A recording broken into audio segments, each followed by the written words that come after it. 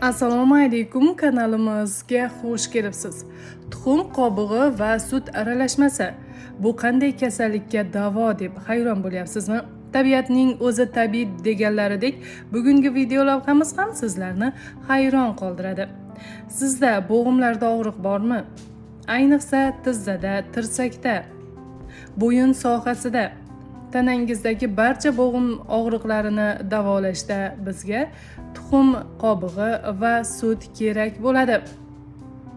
Tuxum qobig'i va sut bo'g'im og'rig'iga davo bo'ladi.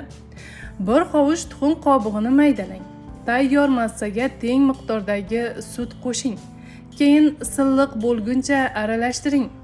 Aralashmani 1 soatdan ko'proq vaqt davomida og'riyotgan bo'g'im sohasiga kompress qilib bog'lab qo'ying. Bu usul og'riqlarni mukammal tarzda yo'q qiladi, bo'g'imlarni mustahkamlaydi va ularni yanada harakatchan qiladi. Ushbu muolajani bo'g'im og'riqlari o'tib ketgunigacha 3-4 marotaba takrorlashingiz mumkin. Azizlar, sizlarga yetkazmoqchi bo'lgan yana bir foydali ma'lumotimiz shulardan iborat edi. Hayron o'z kanalini kuzating va doimo sog' salomat bo'ling.